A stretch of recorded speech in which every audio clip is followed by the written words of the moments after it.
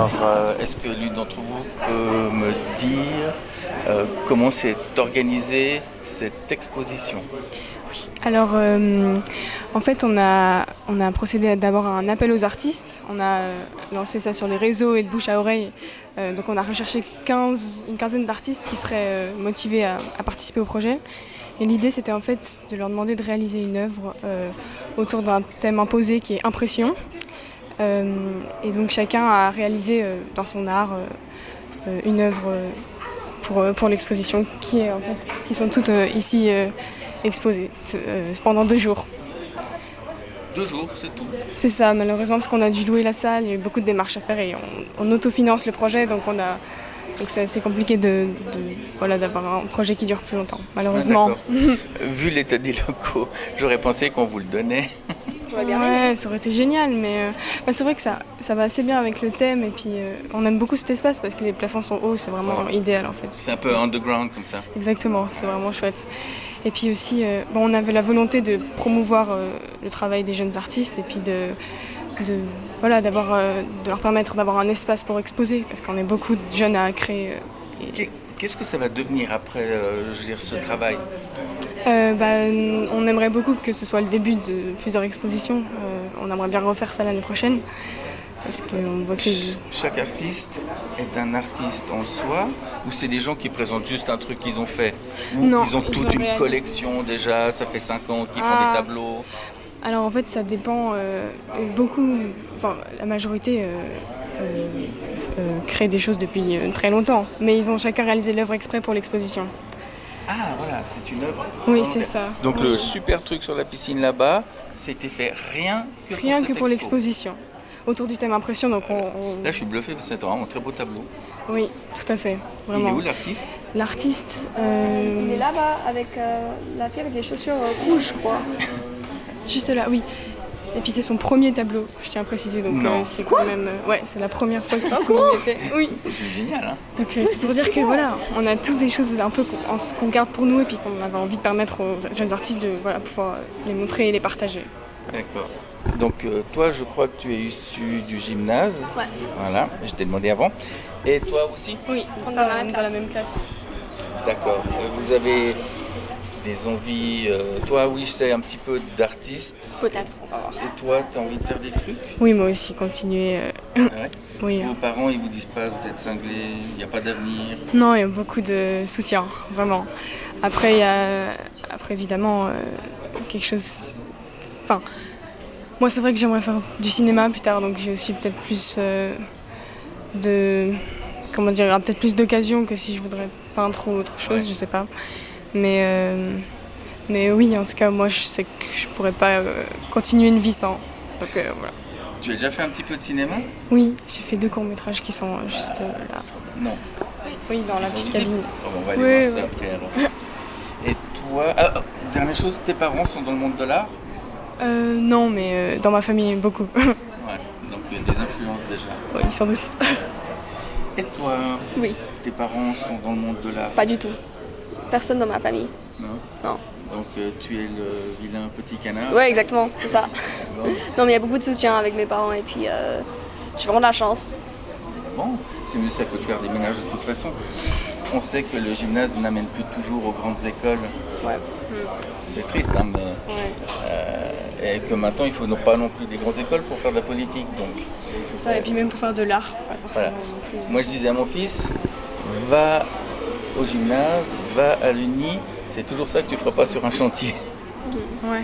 Parce que rentrer dans la vie de plein pied, travailler, c'est difficile. Je veux dire, les salaires sont pas gros. Et que, là, ça vous laisse quoi 3 ans de gymnase, 4 ans d'Uni, ça vous laisse un petit peu le temps de voir... C'est vrai que c'est très rapide pour choisir, quoi. Ouais, moi je trouve que des jeunes là qui sortent à 16 ans de l'école, ils doivent choisir un métier. C'est n'importe quoi, je trouve. Exact, Je trouve alors là c'est- je suis d'accord. Parce que tu mets en route ta vie en entière quand ton cerveau il est même pas Fini. Ouais, exactement, il est même pas fini de cuire quoi. Ouais. Du coup, enfin, Tu sors de déboulage et tu dois déjà prendre une ouais, forme. exactement, c'est je Non, sais pas. Je suis d'accord, ça a beaucoup de sens ce que tu dis. En plus, il y a tellement d'influence. Comment choisir un métier pour tout le reste de sa vie alors Ouais. que tu sais rien sur rien? tout ce que tu fais, c'est te lever le matin, boire un bol de cacao et aller écouter des bavardages pas toujours motivants. Ouais, exactement. Donc c'est vrai. Et toi, tu penses pareil? Oui, mais je crois aussi que tous les gens qui sont ici, ils n'ont pas forcément l'envie d'avoir un avenir assis sur un bureau, enfin assis sur une chaise à un bureau toute la journée. C'est vraiment l'envie aussi d'avoir une vie De animée. souffrance. De souffrance, parce que l'art en Suisse, moi je peux vous dire, je suis artiste photographe, ça fait 40 ans. Oui, mais je crois que si on a de la volonté, on peut percer. Je crois que c'est une sorte de contact aussi. Ouais, il faut avoir un réseau, tomber sur la Un bonne peu de personne. chance, un peu c'est de ça. chance, Ouais, tout à fait. aussi. Et je le Mais souhaite si à on tout y le croit et monde. qu'on y met tout, je pense que même si beaucoup ont essayé, mais n'ont pas réussi, mais voilà. En tout cas, on est jeunes et je crois qu'il faut qu'on perce. Oui, dans le pire des cas, il reste toujours le chantier. Oui, c'est ça. Ouais. Bon, je suis sûr qu'on va pas s'y retrouver. Ok, je vous remercie d'avoir répondu aux questions, de votre patience, de merci à votre vous. gentillesse. Et peut-être je reviens vers vous plus tard pour vous poser des questions beaucoup plus difficiles. Ok, on se Trop bien. prépare. Oui, je sens que vous êtes pas vous lâchez pas le truc, vous. Merci. Merci. Ah bah non, tu t'en vas pas. Tu es avec Sacha, il n'y a pas de raison que tu t'en ailles. D'ailleurs, on va sûrement te poser des questions. Merci. Alors, Sacha, tu as filmé son tableau déjà? Je vais le faire après. Sacha, je regarde ton tableau. On voit une scène de piscine très belle. Et je me suis demandé combien de temps ça t'avait pris pour le faire. Je pense en tout 10 heures réparties sur un mois. Un mois et demi, je pense. Ouais. Est-ce que tu peins d'autres choses ou c'était comme ça? Parce qu'on m'a dit que tu n'avais pas fait beaucoup de choses jusqu'à maintenant. Ça, c'était la première sur toile. Et puis ensuite, j'ai fait lui. Ok. Ça, c'est le deuxième. Une scène plutôt un peu cowboy western. Non, c'est en Tunisie. Ok. On dirait un pick-up avec un cheval Ouais, dessus. mais c'est en Tunisie. c'est ça. Donc il y a des cow-boys en Tunisie aussi. C'est ça, peut-être. Mais avec des chevaux arabes plutôt que des Oui. chevaux... Non, mais ça, c'est pas un pur sang, mais ouais. Ah, je sais pas, il était assez maigre. Je sais pas C'est si vrai ça se voit. Non. Tu crois qu'ils mangent les chevaux, les Tunisiens? Non, il mange pas de cheveux. Non. Je sais que les Américains n'aiment pas trop la viande de cheval. Ils disent que c'est pas... Ils aiment trop les chevaux. Bah, en Europe aussi, j'ai l'impression. C'est vrai? Non, moi j'aime bien la viande de cheval. Ah, bon, t'as déjà mangé? C'est une viande assez forte quand même. C'est vrai, tu trouves? Je la trouve. Au niveau du goût, c'est difficile à mâcher, je trouve. C'est comme la viande. Après, je crois que je suis pas très viande rouge. Du coup, au niveau de la cuisine, ça dépend. Moi j'ai toujours trouvé que c'était une bonne viande parce qu'elle n'est pas grasse. C'est par rapport au bœuf qui est bien, tu vois, huileux. Et je mange le moins de viande possible parce que j'aime les animaux, donc l'idée qu'on les tue pour les manger. Mais de temps en temps, je me dis les protéines. Toi, il y a des viandes que tu manges pas? Alors moi, au niveau des viandes, chez moi, mon papa, il est il a quelque chose dans son estomac qui fait qu'il digère pas bien le sang. Du coup, on évite de manger des viandes rouges ou alors faut les blanchir avant de les consommer. Et sinon, du coup, on consomme plus de volaille. Du coup, je suis très fan de la volaille et de l'agneau aussi, pas mal. C'est fou, on vient de passer d'un tableau à de la viande. Donc on va revenir sur le tableau parce que c'était un peu l'idée. Tu as fait un grand format quand même, c'est bien. Est-ce que tu as des parents dans le monde de l'art? Non, mais il y a une amie de ma grand-mère qui faisait de la peinture et du coup je suis allé lui demander des conseils. Donc il y a 2-3 traits de pinceau que c'est elle qui a fait. D'accord. Genre pour agrémenter une perspective ou un truc... Ouais, il y a 2 éclats d'eau derrière le petit garçon que c'est elle. C'est un peu... Ouais. Mais après elle m'a plus montré qu'est-ce qu'elle pensait, où elle pensait que ce serait bien de mettre du mouvement. Oui, tout à fait, c'est ce que j'aime, c'est cette espèce de un petit peu flou, un peu sali. Et on sent le côté de l'éclaboussure, des enfants qui s'amusent. Les enfants qui s'amusent, c'est pas net. Là, vous êtes déjà très posé, avec toute la sagesse d'une gestuelle d'adulte. Et moi, j'ai eu un enfant, et donc j'ai une photo de lui dans une piscine et c'est l'effervescence. Bah, c'est une expo sur l'impressionnisme, du coup c'est pour ça que j'ai pris cette photo. Parce que l'impressionnisme, c'est un peu figer le mouvement et puis faire presque un tableau en mouvement, mais je sais pas. On peut comprendre un peu le mouvement qu'il y a dedans. C'est ça que j'aime bien. Oui, tout à fait. Je trouve qu'on voit bien ce mouvement de bras, ce mouvement de corps qui va vers l'avant. Non, c'est un très joli tableau. Lui est un très bon peintre, monsieur mon caméraman. Il fait des choses très belles depuis très très longtemps. Et je lui achète très bien les tableaux, mais j'ai pas les moyens. Et c'est pas parce que ils sont très chers, c'est parce que j'ai vraiment pas beaucoup. Ouais. Et voilà. Donc, ça viendra quand on fera fortune avec notre site, avec notre compte YouTube. C'est ça. Tu pourras m'en acheter un grand. On sera des artistes suisses et comme tous, on sera riches et célèbres à titre posthume. C'est ça. D'accord. Pour toi, c'était quoi l'idée d'exposer ici? Tu avais envie de participer à un projet ou plutôt tu avais les tableaux et tu t'es dit je vais les partager là? Vu que c'était une expo sur l'impressionnisme, c'est pour ça que c'était le premier tableau, c'est parce que ça m'a motivé à faire un truc. Et puis ensuite ça m'a motivé pour faire un deuxième parce que je me suis dit c'est sympa, enfin j'ai bien aimé. D'accord. T'as envie de continuer? Ouais, là j'ai acheté un rouleau de toile vu que j'avais des restes de toile et puis là j'en ai acheté un nouveau parce que je me suis dit mais j'aime vraiment bien peindre. Ah ouais, je fais un peu de peinture des fois et je trouve que dans le mouvement, il y a un truc génial. Ouais, mais dans le mélange un peu, genre c'est hyper satisfaisant de poser là. Exactement, on met des couches, des machins, on gratte, on peut faire toutes sortes de trucs. Il y a un côté très humain, matière, tu sais, ce truc où on touche dans l'organique. C'est ça que j'aime bien. C'est ce que j'ai bien aimé là-dedans. Il y a plein de petites choses ici où il y a, même ça, de manière assez timide, il y a quand même de l'organique, je trouve, dans le. Ouais, il y a beaucoup d'eau. Il y a une matière qui est là sans être vraiment précise, etc. Ouais, ça j'aime bien. Les autres aussi, mais là aussi. Là, il y a beaucoup de. Ouais. Sur le tissu, c'est toujours intéressant aussi. On le met sur une toile, ça a une intensité différente du papier. Toi, tu as exposé quelque chose? Non, moi je soutiens Sacha et Faustine aussi qui a fait l'œuvre entre ces deux tableaux. C'est de la lino, c'est des impressions sur. Oui, c'est du linoléum, ouais. Voilà, on gratte dedans, on met de l'encre, on presse. C'est ça.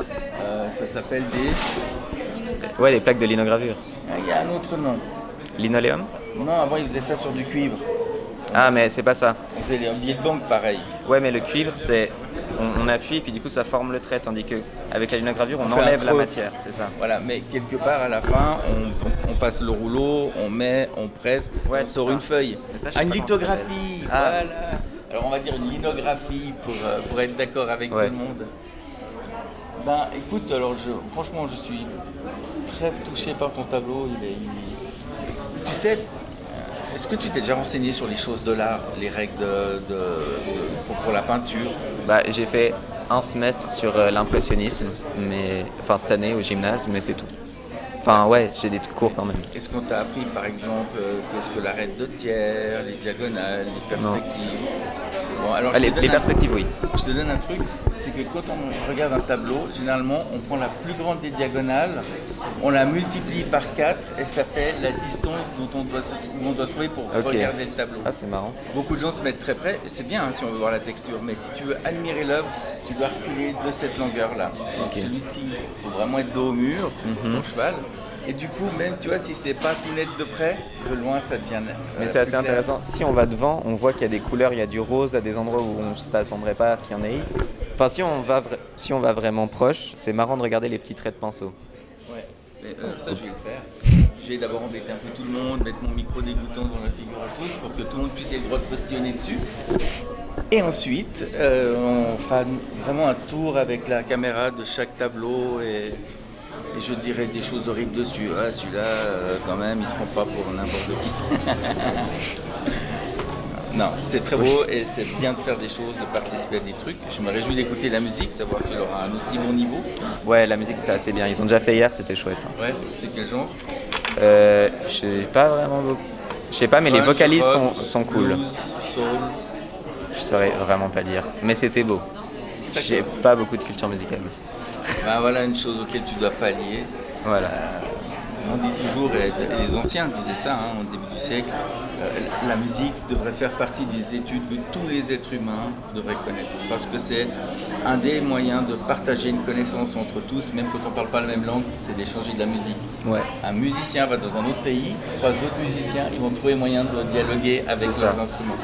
Et il y a une autre chose, c'est l'art de la guerre qui est moins joli, mais c'est modifié au sport de combat.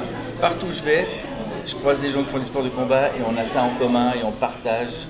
Et que quand ils viennent ici, je partage avec eux. Quand je vais chez eux, ils partagent avec moi. Et c'est de nouveau comme une famille. Ouais. Les musiciens, c'est une famille. Enfin, j'espère. Alors, je suis pas On dans la enlève le famille showbiz, mais ouais. et juste, voilà, l'esprit. Bon, on va continuer à embêter des gens. Est-ce qu'il y a des gens que tu connais ici, dont tu aimes l'œuvre? Alors elle, c'est vraiment... Regardez Elle est où? avant. Elle est là-bas. Mais je sais pas si je peux vous conseiller ça, mais regardez avant vraiment avec le son. Ça, Ouais. vous aurez des questions à poser dessus. Genre c'est vraiment... C'est comme un rêve, c'est 1 minute. Elle s'est appliquée énormément pour le faire. C'est une animation, c'est hyper chouette. Alors, on va regarder ça. Ça, je pourrais lui poser des questions pertinentes. Et la fille, elle est C'est comment? celle avec le pantalon en lin beige qui parle là. Faustine. En lin blanc? En lin blanc. Alors, ouais. je vois laquelle c'est. Ok, parfait. J'irai tout à l'heure. Elle s'appelle Faustine. Ouais. Alors, Merci, c'était très avec chouette. plaisir. Bravo encore. Bah, Et bonne chance. sûrement tout à l'heure. Des fois, on prend des gens à la sortie, quand ils sont sortis de ce contexte, pour ouais. parler d'autres choses, de leurs opinions sur le monde, la planète. Ok. Bah alors, j'irai voir. Ça tourne. Merci. Donc, je vois que tu as... On m'a dit que tu as moulé tes doigts, et je me demandais ce que c'était que ce serpentin en plâtre. C'est du plâtre? Oui, c'est du plâtre, c'est une structure métallique qui est couverte de plâtre. Et moi, je laisse l'interprétation libre pour qui veut. Enfin, tout le monde y voit quelque chose d'autre. Pour moi, c'était une représentation de l'infini, de quelque chose qu'on construit, notre propre réalité peut-être, qu'on construit, qu'on soutient nous-mêmes. Et que c'est une boucle, qu'il y a les choses, elles se répètent, elles se reconstruisent. Elle parle par d'autres chemins. On souvent, pourrait même ouais. dire que ça parle... En fait, c'est une sorte de boucle quantique Oui, peut-être. qui va dans le sens où elle veut. Et de toute façon, Ouais. on ne sait pas les calculer, donc c'est réglé. Ouais, si vous voulez. On les ressent. Voilà. Ok, mais c'est super. Tu es au gymnase? Oui, je vais entrer en 3e année à Auguste Picard. Où? À Auguste Picard, au gymnase. Ah d'Auguste d'accord, donc Picard. c'est le gymnase qui est là en bas. Exactement, ouais. Parce que l'autre c'était la cité, c'est là en haut. En haut, ouais. D'accord. C'est bien Super. Auguste Picard? Ouais, franchement, c'est pas mal. J'aime bien les professeurs, puis c'est une bonne ambiance. Je suis dans une classe de MS, c'est-à-dire que je fais une maturité, disons, amoindrie. Enfin, j'ai moins de cours pour pouvoir faire de la musique à côté. Mais, Tu fais de la ouais. musique. Ouais. Tu joues de quel Je joue instrument? du piano classique. Ouais. Merci. Qu'est-ce que tu aimes comme artiste musicien? Sur quoi tu travailles? J'écoute pas tant de classique. Franchement, dans le classique, ce serait plutôt beaucoup de Stravinsky, du Chopin aussi, Beethoven, c'est très beau. Bah, beaucoup de pianistes en fait au final. Mais sinon, j'écoute du rock, j'écoute un peu de métal, ouais, juste comme ça. Ouais. Moi, j'ai découvert deux choses dans la musique qui me plaisaient énormément. Ouais. C'est la musique classique contemporaine. Oui, Ça m'a... c'est vrai que c'est assez intéressant. Mais vous parlez quel... Enfin, Là, hier soir sur Mezzo, il y avait une interview sur ce grand musicien de musique classique. C'est un Français. Je ne sais plus comment il s'appelle. Il est encore vivant, il dirige encore ses œuvres. ok. Ça me reviendra sûrement. Et il dirige des orchestres comme ça où il y a des sons. C'est intéressant, Et franchement. ça crée des climats. Souvent, quand j'écoute la musique, je suis assis sur un canapé, je regarde le mur blanc. Ah Tu ouais. regardes le mur blanc et si tu te laisses aller, tu vas commencer à voir des images se former Ah oui. dans ta C'est tête beau, et ça quand se même. projette sur le mur. Et tout à coup, c'est un voyage. Ouais. Voilà, moi, je suis un fou de musique. Hein. Je jouais un peu de trompette et batterie. J'ai appris à l'EJMA. Ah waouh. Et j'ai arrêté, c'était trop cher. L'EJMA, Franchement, je comprends. Je vais commencer 5 000 l'année balles cette par année. année. Ouais, je vais commencer cette année, mais moi j'ai le tarif étudiant, donc ça va. C'est vrai, moi, j'avais pas le tarif étudiant. Mais du coup, ça m'a permis d'accéder à la musique, aux instruments, au son, et comprendre ce que c'est qu'une partition. Ouais. La différence entre des tons enfin, voilà, savoir ce que c'est qu'une armure. Enfin, C'est vrai qu'il y a beaucoup de gens qui jouent même sans. Moi, avec le classique, je connais presque limite plus tout ce qui est harmonique et structure musicale que vraiment de la musique se laisser aller, des choses comme ça. On apprend plus ça au conservatoire. Mais il y a des gens qui peuvent jouer comme ça sans ils n'ont jamais vu une partition et ils peuvent juste jouer et c'est magnifique. ouais, mais ils sont Ouais. malheureux. Ah. Je Moi, je crois t'assure. qu'ils sont aussi très heureux, franchement. crois Certains pas. d'entre eux, oui. J'ai vu une belle interview d'un homme qui s'appelait Paco de Lucia et d'un autre qui s'appelait Manita de Plata, qui sont deux grands musiciens de flamenco.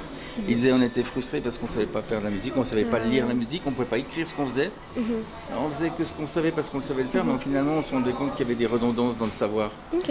Et Manita del Plata a commencé à étudier la musique avec d'autres guitaristes et il a dit ça m'a totalement ouvert mon champ musical. Wow, ok. Et il a passé sur un musique latino jazz, mais latino hispanique, pas latino d'Amérique du Sud. Et il a dit c'est la plus belle chose que j'ai fait, c'est apprendre la musique, pouvoir lire et comprendre ce que je faisais, comment je le faisais. C'est intéressant, vraiment. Ouais, moi je trouve que c'est, même que je trouve que quand on aime la musique, on devrait apprendre à lire les notes, à savoir ce que c'est que tel type de syncope, etc. Et comprendre comment ça se passe pour réaliser que des fois des petites œuvres qui ont l'air sans grande importance sont absolument hallucinantes. Oui, c'est vrai que par exemple dans le classique c'est très dur à comprendre à quel point on pourrait se dire sans connaître forcément, il y a certains morceaux où on pourrait se dire que c'est d'une facilité, voilà. Ouais. Mais en réalité, par exemple, Bach, ça peut paraître très structuré, très simple, mais c'est magique. Une fois qu'il y a vraiment la compréhension du côté technique, c'est incroyable. Et en même temps, je pense que dans le classique aussi, il manque un peu se laisser aller, vraiment. Je crois qu'il faut un peu des deux et peut-être que vous avez raison, peut-être que les gens ils sont aussi malheureux quand ils connaissent. J'en parlais avec un musicien de classique qui faisait de la musique baroque. Il me disait ce que j'aime dans le baroque, c'est qu'on est plus libre d'interpréter. Oui. Mais ça reste de la musique baroque. Et je trouve que, par exemple, quand tu entends un musicien comme Claude Debussy et qui t'emmène vraiment dans un truc, tu peux plus décrocher. Moi, j'arrive pas. Donc je me suis acheté un matériel d'écoute monstrueux pour réellement rentrer dans chaque note, dans chaque timbre, pour que je le comprenne comme lui le comprenait quand il le jouait. Et j'ai découvert un artiste, peut-être, je sais que tu connais son nom, mais peut-être tu l'as pas découvert et je te souhaite de le faire, c'est Ravel. Ah oui. Tout le monde connaît le boléro. Oui. Je le trouve, ça va. C'est bien, mais sans plus. Et j'ai écouté les trucs qu'il a fait, que les gens connaissent moins. Et c'est un mec qui est complètement incroyable de délicatesse et d'intelligence dans ce qu'il fait.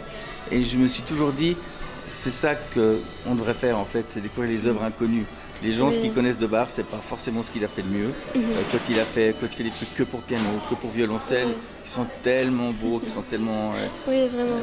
Je me dis, pourquoi s'en priver? Et finalement, les gens qui écoutent ça sont relativement limités et nous limitent à ça parce qu'ils le connaissent. Mais les musiciens, c'est ça qui est beau quand un musicien, c'est des fois on te demande de travailler une œuvre pour piano qui à la base n'est pas forcément que pour piano et tu découvres autre chose dans cette œuvre parce qu'elle est que pour le piano. Donc tu vas la jouer très différemment, tu vas choisir... Mais c'est vrai, tu as raison, le classique permet moins... C'est pas classique, hein. C'est les gens qui l'écoutent. Ils ont l'habitude d'écouter la musique comme ça et ils sont très déroutés si tu leur fais écouter avec une autre formule, un autre arrangement ou un autre rythme. T'imagines d'écouter le Requiem de Mozart x4 plus vite. Oh, il y a les meilleurs amis de mes parents. Le mari du couple, il est musicien professionnel, il fait de la basse dans un groupe de jazz. Ils ont organisé très récemment un concert qui s'appelle INRI et c'est une réinterprétation de la Passion de Saint-Jean, je crois, de Bach avec du jazz. Mais un mélange d'orchestre, de jazz, de danse. Vraiment, j'ai vu le spectacle, c'est une des choses les plus magnifiques que j'ai vues de ma vie. Mais c'est justement pour ça, c'est que c'est une réinterprétation de quelque chose qui est tellement figé dans le regard des gens. La musique classique, c'est figé. Il y a même quand on l'apprend, les professeurs, ils n'aiment pas forcément qu'on réinterprète certaines choses. Après, ça dépend de la personne, mais c'est appris de manière fixe. Et une fois qu'on entend vraiment, parce que c'est du génie musical, Bach, une fois qu'on entend ça, mais réinterpréter et un peu bouger, c'est vraiment dans le jazz par exemple, c'est incroyable. Alors moi je suis un passionné de jazz, c'est l'improvisation pour moi c'est la règle numéro 1, c'est là que le génie de l'artiste apparaît en prenant un thème qui est écrit et tu vas le raconter de manière plus délicate ou plus intense ou plus tonitruante et tu vas bouleverser encore les gens et tous les jazzmen adorent ça parce qu'ils reconnaissent le morceau mais cette variante là c'est vraiment un truc différent. Oui, c'est ça. Même les réinterprétations des standards de jazz, ça chacun y met sa touche, vraiment c'est magnifique. Ouais, c'est vrai. Et en plus, d'une fois, le soliste, c'est un saxophoniste, donc c'est différent d'un trompettiste ou d'un clarinettiste qui va de nouveau le jouer autrement parce que son instrument lui permet d'autres couleurs comme ça. Et donc, moi, je trouve ça, jazz, pour moi, c'est ce qui me plaît le plus aujourd'hui. Mais franchement, sans musique classique, sans... la salsa et la bossa. Je suis trop d'accord. Vraiment. Putain, j'ai découvert ça, c'est la folie quoi. C'est juste, tu sais, le truc, t'es couché sur la plage, puis tu sens le vent qui te balaye. T'es là. Franchement, moi j'ai des préférences dans ce que j'écoute régulièrement, mais des choses que j'écoute tous les jours en marchant par exemple. Mais sinon, franchement, je peux écouter tout et j'y prendrai tout autant de plaisir. Tous les concerts en live, pour moi, c'est vraiment des moments. Mais ça pourrait être vraiment n'importe quel style de musique et je passe un moment tout aussi incroyable, vraiment. Connaître la musique, c'est aussi, si tu la comprends, c'est comme une langue. Je veux dire, quel que soit ce que la personne a à dire, tu l'entends. Oui. Ça dit quelque chose. Oui. Et puis il y a des gens, mais ils veulent écouter que telle sonate de Bach parce qu'ils la connaissent, puis que ça fait bien, ou du Mozart, le reste il passe un peu à côté. Et il y a tellement de choix que si vraiment tu vas dans tout, tu t'en sors plus. Oui. C'est un métier, c'est le métier que tu vas peut-être faire. On verra. Tu vas sûrement Il être faut avoir un musicienne. très bon niveau pour aller en école de musique. Enfin, un niveau astronomique. Donc. Je sais pas, on verra. Oui, t'as une franchement, matu. je trouve. Tu auras une matu, oui, donc tu peux déjà rentrer. Oui, c'est vrai. Mais les concours d'entrée aussi sont très très sélectifs. Moi, je pense que si je vais dans la musique en tant que métier, j'irai plutôt dans le jazz peut-être. Après, c'est aussi la haute école, mais c'est une autre voie. Moi, C'est tout aussi sélectif. Je Mais disais ouais, à mon fils, parce que j'ai aussi fait le conservatoire de jazz 2 ans, de classique, avant de passer à l'écart. Allègement, pardon. La rigueur qu'oblige la musique classique, faire des staccatos précis, des machins. Ouais. Après, c'est un outil dans le jazz. Oui, Tu ça, je peux suis d'accord. vraiment- Moi, je vois plein de musiciens issus du classique qui se lancent dans le jazz. Et on sent qu'ils ont une... Alors, des fois, ils sont un peu rigides parce que c'est l'habitude d'être très métronomique. Puis quand ils commencent à se lâcher, on sent quand même qu'il y a du métier derrière, Ouais. qu'il y a de l'expérience. Et c'est toi qu'on profite en tant qu'auditeur, finalement. Et, j'avais vu une pianiste chinoise, non, japonaise, qui... Oh, la vache, c'est dur ce que je joue. Hein. Et il faut vraiment avoir une oreille de professionnel parce que c'est très fatigant. Et du coup, voilà. Donc, tu démontres là qu'une musicienne peut faire aussi de la sculpture parce que finalement, la musique, c'est de la sculpture dans la tête, hein, Oui, dans c'est les oreilles. Celle-là, tu la vois en vrai. On pourrait même imaginer que ça pourrait être de la musique et que ces mouvements auraient un son. Et les mouvements ont un son, techniquement. Si je fais un grand mouvement, tu vas entendre un sifflement terrible jusqu'à ton visage. Et je pense que tout est lié dans l'art. Le visuel, l'auditif, le tactile, le contact d'un instrument. Quand je prenais ma contrebasse ou quand je prends ma trompette, j'ai un frisson. J'ai fait une année de piano. C'est un gars qui faisait de la musique afro-cubaine, mais j'ai pas accroché quoi. Je veux dire, Ça peut être assez dur avec le piano d'avoir justement cette impression qu'on tient vraiment l'instrument. Parce que les instruments à cordes, on sent la vibration des cordes, on sent, il est juste là, c'est du bois vraiment. Et le piano c'est un peu plus dur, on n'a pas accès aux cordes, on est un peu loin, on a l'impression qu'on peut que taper sur des touches. Mais c'est vraiment le moment où le musicien il comprend cette espèce de contact, vraiment l'impression d'être en harmonie avec et qui sent le fond des touches. C'est vraiment le moment où la personne elle commence à bien jouer. Et c'est pour ça que beaucoup de gens n'aiment pas par exemple jouer sur des pianos électriques ou quelque chose comme ça parce qu'il y a moins, il y a moins cette impression vraiment. Oui, le côté organique des matériaux Oui, exactement. nobles du piano, des touches qui arrivent touc au fond et qui font un petit bruit. Et moi j'aime beaucoup les vibrations des cordes graves du piano parce que on sent ce brrr. Et je trouve ça vraiment touchant. Les aigus c'est un peu pique. Oui. Mais finalement toutes choses nous amènent à cette culture que toi tu as. Et c'est bien hein, que tu sois musique, art visuel. Il ne faut pas t'arrêter. Jamais. Je continuerai alors. Et essaye même de peut-être un jour envisager, c'est prétentieux hein, ce que je dis, mais de mélanger les deux. C'est-à-dire que quand tu fais une création, tu fais une création en te servant de tes oreilles. Tu la fais physiquement, mais tu te sers de tes oreilles. Ok. Wow. Moi, c'est ce que je fais, c'est le contraire, j'écoute des choses et je fais du visuel avec mes photos. Et c'est pas mal parce que un vraiment inspire beaucoup l'autre en fait. Le calme que tu ressens, tes mains sont guidées dans un truc. Wow. C'est intéressant. Ça fait 40 ans que j'essaye. Hein. Peut-être que si tu pars Je pense que d'avance. vous y arrivez. Ouais, non, j'y arrive pas trop. Hey, c'est lent. Hein. Ok, alors, tu peux nous donner ton nom? Liadan Parsons. Liadan. Liadan Parsons. Ah, comme les Parsons de la musique. Du coup, il y a un groupe qui s'appelait les Parsons. Ok, c'est intéressant. C'est la musique des années 80, c'était moyen, électronique.